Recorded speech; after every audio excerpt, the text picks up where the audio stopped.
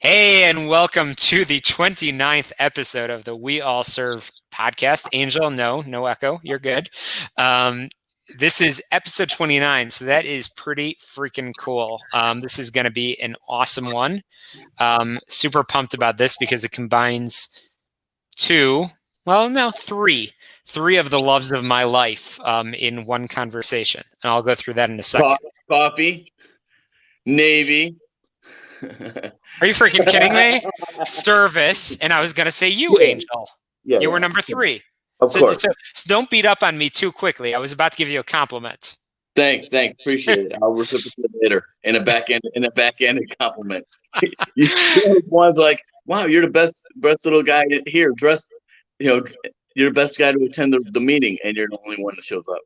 Well, I'm super pumped about this one, and honestly, super pumped about every conversation we've done, and we've had just an awesome lineup of people on the pod.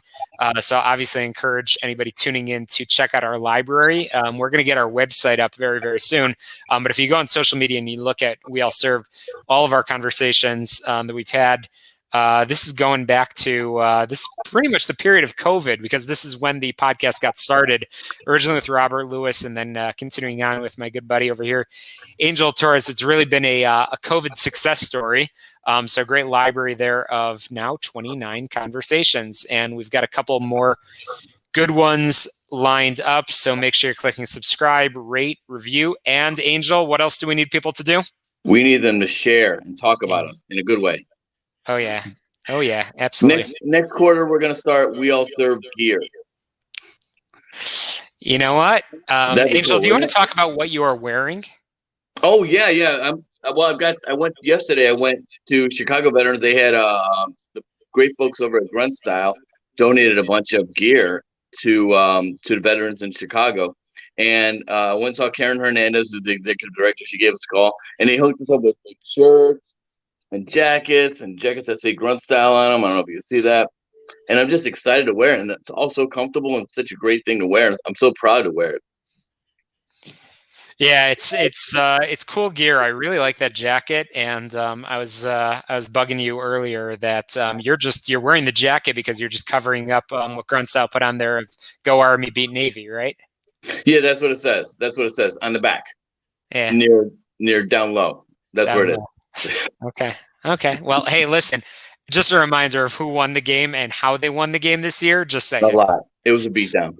But you know what I'm really excited about today in our podcast today, because it's Martin Luther King Day. And when we started thinking about, different guests and people that we could bring on, we started kind of rambling a bunch of names. And I wanted to bring in someone that to me, since I met him a few years back, really, really encompasses what inclusion and what service and getting together with everybody and having everybody in the room have a voice and respecting that voice and kind of bringing everybody into the discussion. And that there was only one name that came up, and it was Branden Marty, who's just been such a great person and a supporter of veterans and the community that we live in. So I'm really excited to bring him in. Totally excited about it. We're gonna bring him right in. But Angel, just before we go there, I know last week we had that aha moment where we talked about our weeks, and so let's do that again, because I know we've got folks tuning in. I just shared Sarah. Thank you for tuning in. Thank you for your support. Appreciate it. So how was your week, Angel? It was unbelievable. I mean, I was really getting down about the business because things have been kind of slow and everything. And what happened was Friday, I have friends that create advocacy, they're advocates for me, and they reach out, and finally this one deal that I've been chasing forever kind of came through, and it always, the business just starts picking up, and you have to believe in yourself. And when you don't, surround yourself with good people that are your cheerleaders that help guide you and help give you good advice on how to stay the course. And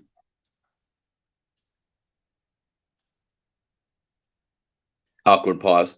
And and just do what you love, and being true to yourself, and not trying to do too many things that aren't your core competency. Do what you do well and do what you love. That's what I learned this week. Yeah, it's an important lesson, and I think it was right after. Oh, that's strange echo. Right after we spoke, I think it was last week on our pod. You shared something with me, and we're not going to go into too much detail, but there's so many awesome companies, so many awesome organizations that are out there, as we'll talk about with Branden, that are all about service, and as we always say on the program, we all serve. That it's not just folks that put on the uniform; it's also all the companies and organizations. I will say, and you and I have talked at length about this. Not everybody follows that mantra and follows that philosophy, and that's honestly that was. I was thinking about our chat all week, and it's been bugging me. So my message out there to any companies and employers is, you know what, you can do your part, do the right thing, and I understand right now. I am actually on active duty orders, and I understand what it means to multitask. And companies that do it, God bless you. Really, really, God bless you. And to those that aren't, all I can say is learn the law. Learn the law, and you can play your part in service. Just leaving it on a positive note is you can play your part. There you go. So let's go ahead and bring Branden in. Let's do it. There we go. There's Branden, that handsome fellow over there. Hey guys, how you doing? It's great to have you, man. So Branden Marty, I'm going to do the quick bio over here. Branden, I know, Angel, you're happy about this. Branden is a Navy veteran with experience across a range of challenging environments, from flight decks on naval vessels to corporate C-suite to the bootstrapped startup. In the Department of the Navy actually asked for Branden's assistance in submitting a bid from the city of Chicago to host the 2017 Warrior Games, and Branden voluntarily led that effort to build public and private sector support and brought the Department of Navy leadership to meet with Chicago leaders, and it led to the awarding of the games to Chicago.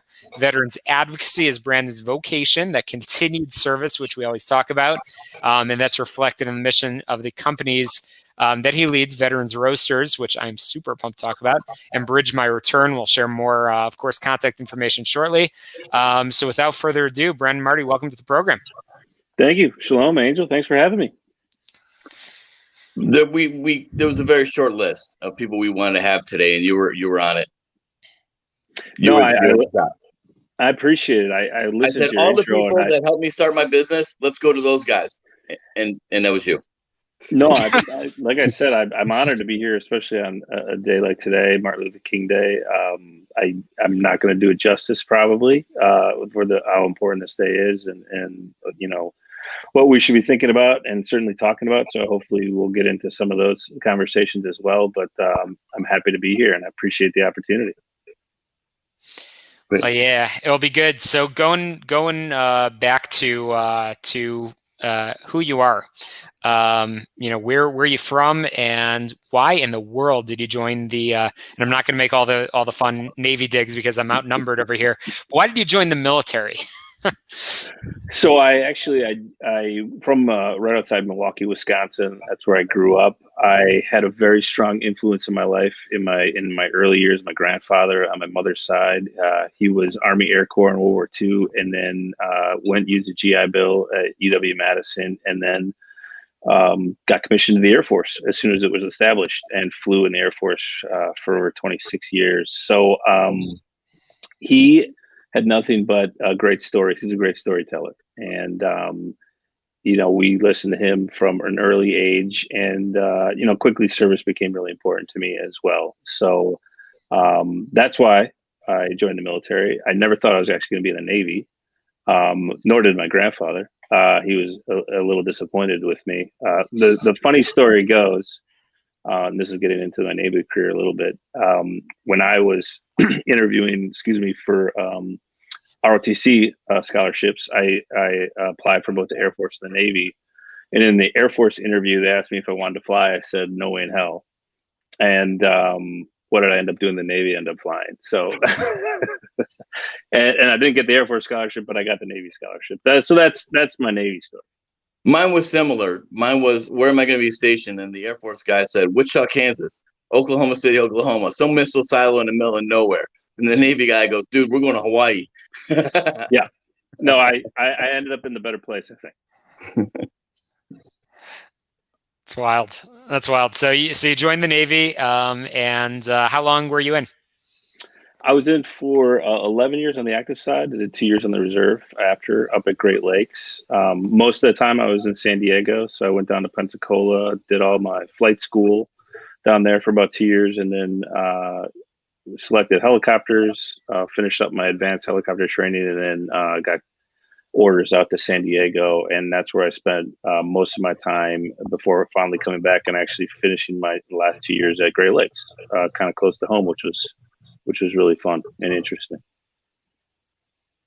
How does someone, and we've talked about this at great length, but how does someone go from flying helos and do, I understand you do all the advocacy and stuff in the veteran space in the city, to one day just saying, I really love coffee and I just kind of want to be the guy that makes coffee? How does that happen? That's actually a good question. I don't know if I have a great answer for it. I think for me, it was about being entrepreneurial. It was about starting something similar to why I joined the Navy, starting and being something that's bigger than yourself. And hopefully I won't be the only one that touches this and leads this organization, but start something and kind of see where it goes. It's challenging, can teach you a lot, and you learn a lot. I think flying did that for me. Certainly a lot of challenges, and my whole Navy career was kind of a smorgasbord of opportunities and jobs. I went from flying for 4 years to being an admiral's aide for almost 3 years, which is almost unheard of because nobody usually survives that long. And then or strike group? Yeah, that was strike group. Yeah, strike group 7 on Nimitz, and then from there, going and being the first kind of active duty lead of the Navy's Wounded Warrior program out of Great Lakes and the Midwest region, when the Midwest region was a thing and had a star stationed at Great Lakes. So those are 3 very different experiences that kind of lead you in kind of very different paths and allow you many different opportunities and areas to develop skills and competencies. And after getting out, it was just kind of something that I kind of always challenged myself and tried, being involved with Bunker Labs, just incubating different companies and just thinking about it. And then kind of seeing this intersection after being part of Warrior Games, and what a great event that was, and kind of just thinking outside the box and thinking about different ways to present that event and execute that event. But how we can build bring the intersection of, a for-profit company and a company that's a consumer product good like coffee, and make a difference in people's lives, because it's, we will probably get more to this as well. I mean, to go into work every day and see the veteran who was the struggling veteran, see that self-confidence back, see that self-empowerment back, and see the pride that they have in the product, and their work on a daily basis is pretty amazing. And it's really no different than when they had the uniform on. It's just in a different place. And the pride in the brand. Yeah. Yeah, because they see it as, they're part of building this company, and they're part of making it what it is, and they feel that, which I'm very proud of. Yeah, it's amazing the things that you were doing. So during your time in service, is there any folks that you worked as an admiral's aide, so that may be the answer, but who can you point to sort of as a best friend, greatest mentor that made you who you are today? No, don't, Brian. Don't. It's too embarrassing. You shouldn't. It's okay. Well, I didn't know Angel, so it's hard for me to say. But Angel, if you did, I'm blushing. Yeah. Too much. Actually, the interesting story about Angel and I, we had never met, but he was still on active duty, and my boss at the time, who was Strike Group 7 at Nimitz, Admiral Roden, what strike group was? What carrier were you on? Angel? I was on Reagan. Roden left, and then Gear came. You were Gear's guy, and then Gear came over to the Reagan. Because what strike group was that?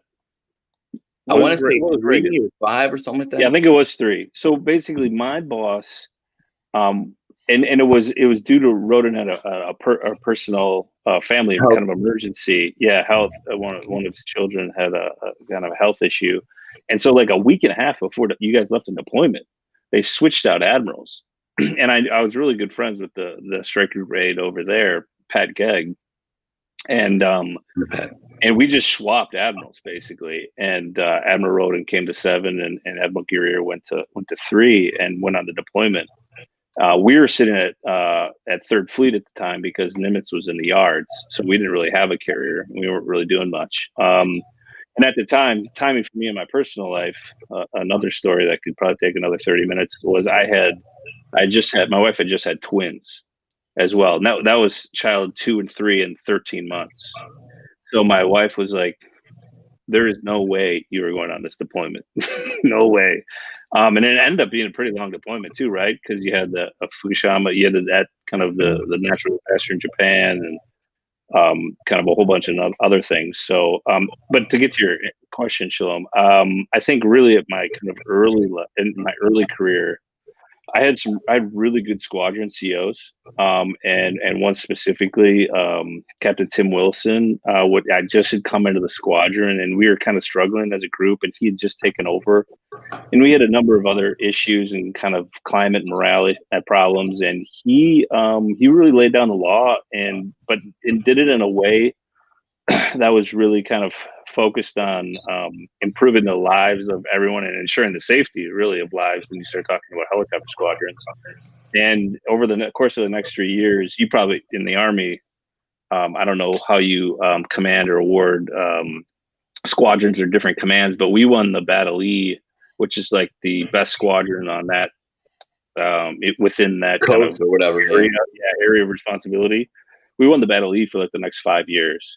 And he was really, and the CEOs that came after him, the commanding officers that came after him, were really kind of the ones that were really very lucky to follow Captain Wilson, who went on to do a number of other things. So I think it's him.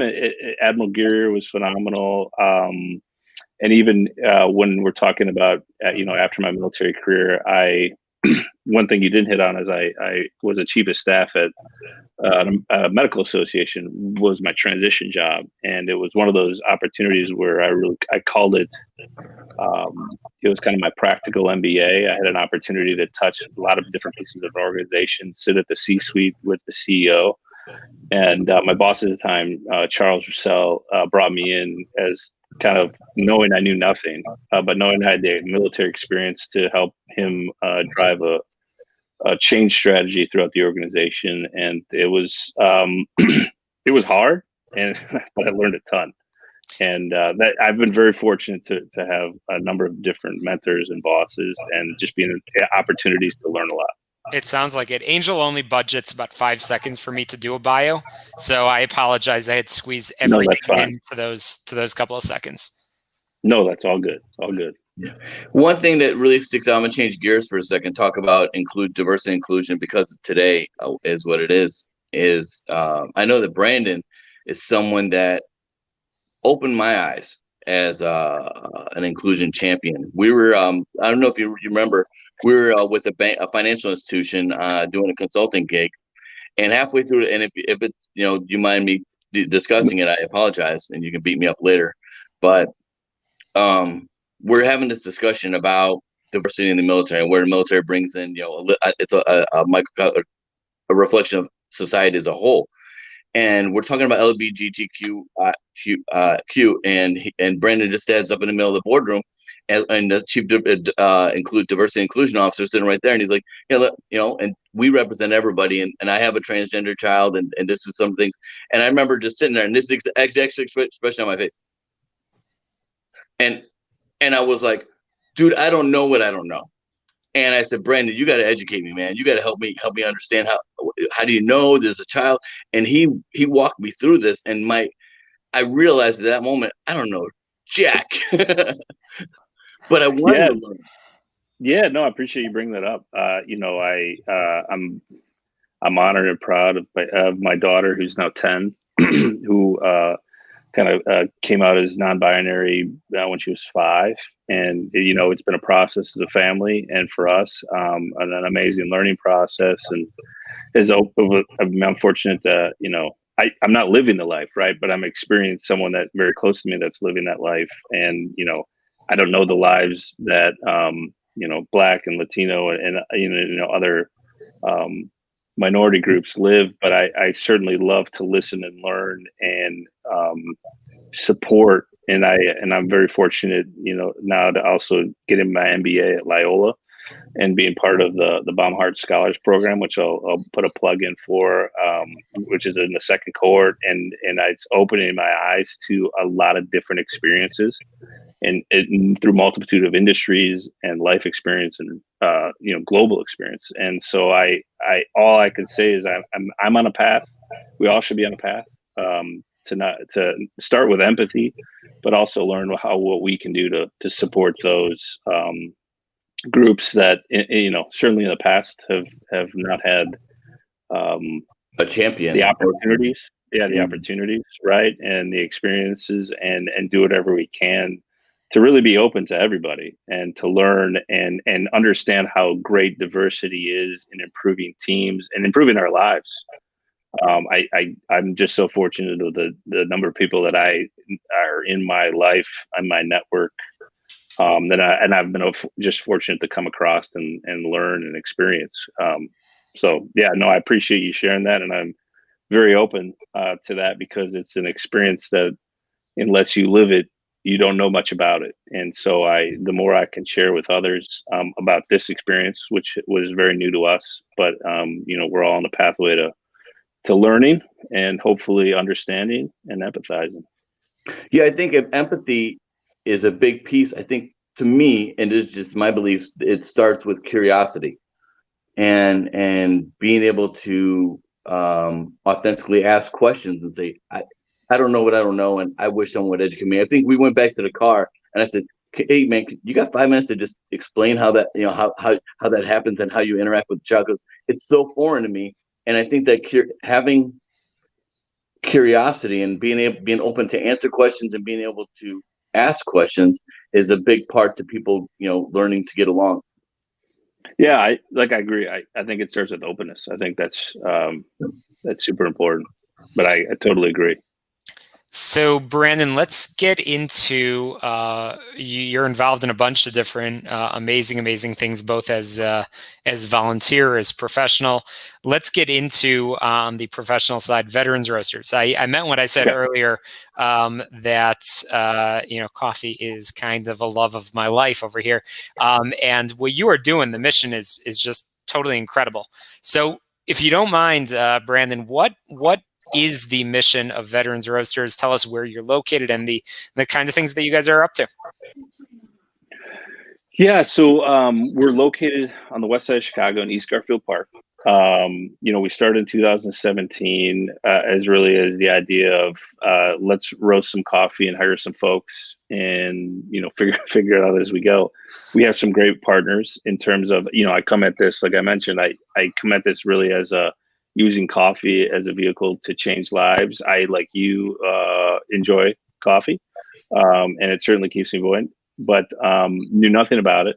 And we needed a really good roasting partner, coffee partner in this. And that's where we found a gentleman by the name of Josh Millman and Passion House Coffee Roasters, who at the time was looking for an opportunity to kind of have a bigger impact socially. And when we approached it with him, he just loved the idea. And basically, we just came in to his spaces, rented an area, and then worked with him on kind of developing our blends, sourcing coffee from all over the world, roasting it, packing it, and getting it out to the world. And very quickly we realized we have to like pick a focus. Like, a business is like you can't be everything to all people. Sure. And we thought, really focusing on wholesale or B2B sales, working with restaurants, working with corporate offices, working with hospitality was really a good way for us to interact and be partners in what you talked about earlier, and kind of this vendor diversity / kind of corporate partnership area, because I think so many businesses want to do that and want to have a diverse set of vendors and want to support causes in different ways, and they all need coffee, for example, or a lot of other products in the office. And so we really kind of found this niche in this area, and It certainly started locally, but then we've grown to do things with companies like Hyatt, like American Airlines, like Del Frisco's Steakhouse nationally, where their coffee used to be over 55 locations, and they've recently obviously reduced significantly. But it was really kind of, get the coffee out there, tell a good story, as well as, bring people in that are really in need of an opportunity, and create this culture and this community for them to grow. One, kind of establish themselves, but then, grow personally. And we've certainly seen that. Can you profile one of your impact stories, one of the folks that you've helped? Pedro, I want to hear the Pedro story. I never get tired of hearing that. Pedro was our first veteran. He Marine vet, came out of the Marines and kind of struggled, moved down to Florida, got into construction. He's from Chicago originally, moved back home, and he's just having a hard time finding himself. Was dealing with kind of alcohol issues, ended up getting a DUI, and that's kind of when he fell flat on his face. Spent some time living on the streets, couch surfing when he could, and we found him through Inner Voice, who was a local veterans homeless shelter, and or I should transitional housing, not homeless shelter, but and he was all about it, and kind of learned together, as he was our first veteran, and he just dove into coffee, loved it, loved kind of the process, and got passionate about it, and from there he's since kind of taken over as operations manager. Sadly, in the last 6 months, we've had to reduce drastically our team. But he actually got a really cool construction gig because of some people he met at the farmers market that we sold our product in the summer. And so he was building sheds and building houses in Michigan, and having the time of his life, especially being cooped up for COVID for a couple months. But we sent him to Papua New Guinea to one of our partner farms, and he spent 10 days there, learned all about coffee, and then connected with Australian veterans who were there working the land. They have a really cool partnership with this with Sergi Plantation and Benchmark Coffees in Papua New Guinea, where they bring Australian veterans over to work the land and kind of decompress. Wives will call the ops director over there, who's an Army vet himself, and just say, I got to send my husband needs to get away from here. And they'll come over, and it's just a great kind of atmosphere for them to kind of find themselves again. But anyway, so we found opportunities for this, and Pedro's gone back to school, has a wonderful girlfriend, kind of just reestablished himself just by having an opportunity in a community kind of that supports him and surrounds him. It's awesome. Yeah, and your hands you stay so busy. I mean, I don't know how you do it with school and with veteran roasters and doing all the stuff in the community. You also work with an organization, Bridge My Return, with Bob Hogan. I know you work with Bob over there, and it's a technology platform that works with companies and veterans and kind of aligns them in a different way. Could you talk about that a bit? Yeah, so I've always found, when I was with the Navy's Wounded Warrior Program, when I was still active duty, I always found, and I was fortunate to have that opportunity because I learned about transition before transitioning myself. And whether it was working with Wounded Warriors or just working with veterans transitioning, kind of how hard it is to kind of find that next step for you and that next passion, and really establish yourself, right? And in some ways, it's like a support system and a network in itself, kind of your professional life. And so I've known, and I've been around kind of a lot of these support organizations, whether nonprofit, for profit, and a lot of them around. How many is it? Is it like 400,000 VSOs we have now? It's a ridiculous number. Right? Yeah, it's a crazy number. And in Illinois, I think it's like 45,000. Yep. And most of them are around employment. A lot of them are around employment, and there's just so much noise out there. And Bob Hogan randomly called me on the blue. He heard about our coffee company, and he told me what he was doing probably like 2 years ago now. And his company called Bridge My Return, they take a holistic approach to veteran employment, and they try to solve two problems. Number one is underemployment for veterans, because unemployment's no longer really much of a problem like it was in 11 and 12, when you had the unemployment rate above 25% for veterans. We've solved that problem. Now it's more around underemployment. And number two, it's retaining. Like, are you able to kind of retain veterans that work for you, especially within that first year? And so BMR does it in two ways. One, it's around kind of this technology platform. It takes veterans through a process of really understanding their skills, and then through that process, they develop a resume that at the end of it, after 25, 30 minutes, it kicks out a resume that they can use with the companies that BMR has on their platform, or they can use it on their own. They could submit it to other jobs. And number two, provides like support and coaching support as well, as they prepare to interview and things like that. And on the company side, does a lot of education. Angel, we've been fortunate to have you kind of help in some of the strategy development. If a company is looking to develop a strategy or refresh a strategy around kind of veteran employment, but also educate around what's the veteran experience. Like how do you put together, and how do you develop like a an employee resource group, or a peer-to-peer mentoring program, or different things that like help veterans. Sorry, excuse me. Drink some coffee. Yeah, where is it? I'll be up all night then. But they focus on just ways that, like, where a company can help retain and train and develop and onboard a veteran. And really, they should be doing it for all their employees in a lot of ways. I mean, this isn't really veteran specific. So anyway, it takes kind of both sides, right? And hopefully elevates them and allows them to kind of live in a space where they're not. Bob Hogan likes to use the analogy where you're not fishing in an ocean, but you're fishing in a tank, where companies see the value and the assets that veterans can bring to the organization, and then they have access to these veterans. And same for veterans. Veterans connect and see the companies that value them for who they are and what they can bring to the organization. And so it's kind of this mutual connection. It's like Match.com. It's like, you name it, but it's this kind of space where we can be supportive of each other for all the right reasons. Go ahead, Angel. Yeah, one thing I was really excited about. Well, firstly, one of the funniest aha moments I've ever seen was when I was with Branden, and I think we were doing a focus group with some veterans that were in the company. And when one of the IT, I think he was an IT guy, and he said, "Yeah, I was afraid to tell you guys about any kind of disability I had because I didn't want the stigma that came with that." And you saw their eyes get this big, and they're like, "Whoa, this is what's going on. This is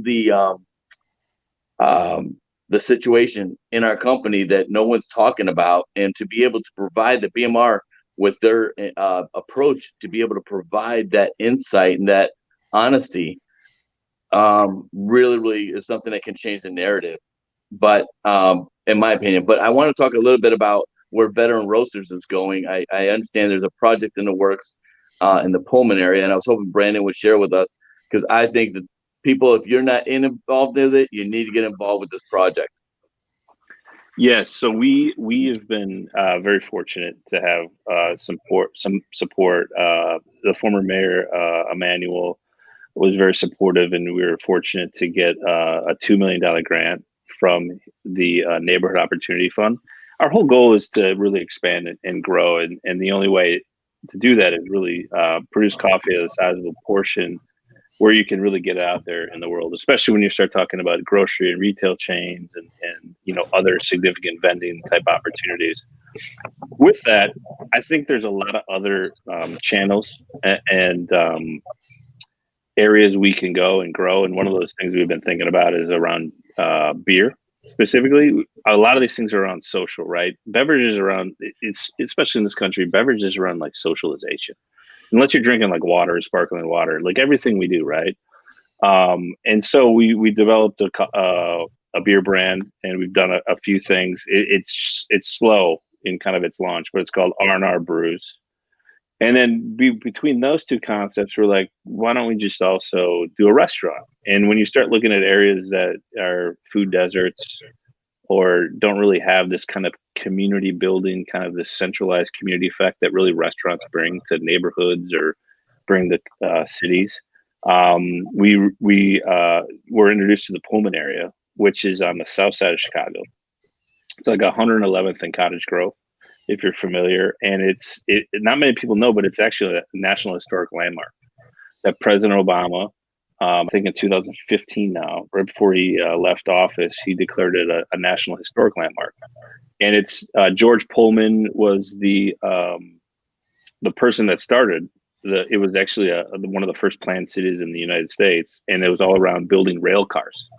And that's when you talk, like Michelle Obama's, I think, grandfather or maybe great grandfather was a Pullman porter.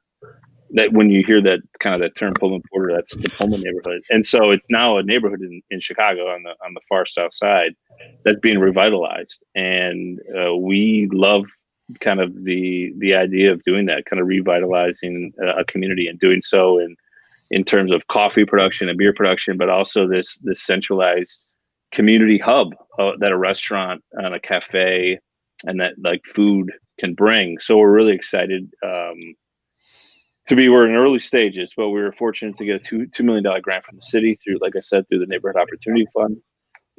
We also received a $2 million grant from the state. And so we have a little bit more money to raise, but we're in kind of full throes of design and concept and kind of where we're going to be in Pullman and raising money. And so it's certainly exciting. So like what you said, Angel, that's a full-time job in itself, and try to run a coffee business and start and kind of relaunch a beer company after COVID. Little MBA thing, little analytics, and 3 kids, and yeah, all this stuff. But anyway, so go ahead. I was about to say, I mean, as I'm hearing everything that you're talking about, it's just I'm reflecting on how amazing it is that we're having you on today on MLK Day, and really you're setting the standard as it relates to service, and you're talking the talk and walking the walk, and it's really just as inspirational. So thank you. No, I appreciate it. Hey, I all we can do is make whatever impact we can in kind of the short time we're here. And I certainly see that more now, more than ever, especially with the last 10 months have kind of brought to us. And that's what makes me get up in the morning, continue. And I know when I talk to Angel, that's kind of the thing that drives him, and kind of, supporting our communities and supporting the community that we're a part of, right? The veterans community is really important to me, and supporting the people like Angel, who are, kind of just churning and burning and hustling with their business, and supporting each other in terms of what we're trying to do, is exciting. So, I probably should focus more. People keep telling me I should focus more on like one thing, but I just can't. I'm also on the board of a nonprofit called Kids Rank near Great Lakes. It's run by Kelsey Liverpool. That is basically a boys and girls club for military kids, and I love that. And I'm diving into that a little bit more. So I can't stop. So basically you started a coffee company because you needed to deal with your own insomnia, and you needed to make sure that you had enough caffeine in your bloodstream to power all of the good work you're doing. Exactly. That's it. Exactly. The change, it's really to kind of change the more people I can bring on, bring someone in to run it, and I can oversee it. That'd be great. We'll keep plugging away. No, it's whatever we can do to continue to find opportunities for people to grow and be part of something in their community, and something that they're proud of and feel a part of. So that's what's most important to me. Well, when we started out this podcast, we talked about some of the things that we struggle with, because I think there are a lot of podcasts that are hoorah and yay, and we're all so awesome. And I think that that's just garbage. And I said, okay, we're going to be different. We're going to talk about things that we struggle with and things that, we fall short. And I mentioned that, that there are people in my life, my ecosystem, close knit, that always pick me up and say, hey man, it's, we got this, it's around the corner. It's around the corner. And I'm proud to have you as a friend that I can call on.